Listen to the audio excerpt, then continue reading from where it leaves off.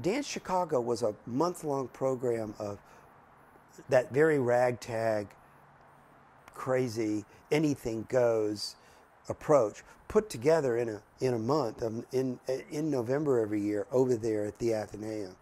And in the opening night, which was a potpourri of everything, John was the artistic director, Fred was the manager, but those roles got mixed, I think, a lot. They would have a ballet number, an Irish step dance number, all kind of contemporary. And then I'll never forget this wonderful, very avant-garde solo performer named Bob Eisen, who was headquartered at over there on Links Hall, which was a wonderful institution and also very, very tiny. One night, Bob did this thing in the middle of that mixed program where they just turned up all the lights and he walked up and down the aisles and up into the balcony and onto the stage, just talking.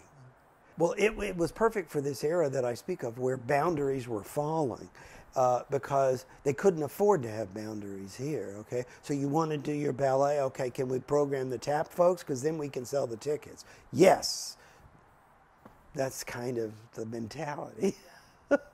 I mean, you know, if you, and then for years they had these two ballroom, this couple ran this ballroom studio, and they would come out and, you know, at some point in the program, usually early in the second half, and do some knock your socks off, you know, tango or something like, you know, and the crowd would go wild.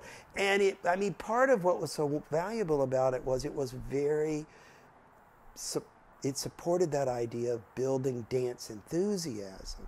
You know, dance as a kind of circus, dance as a hooting and hollering thing. And I think a part of that, on a much different scale, was the annual Dance for Life benefit, which after the AIDS crisis became, I would say, the major Chicago artistic effort to raise money for the AIDS cause. And every year you had clearly in that audience people who this was their only dance event every year. And they were the most enthusiastic audiences that I sat with.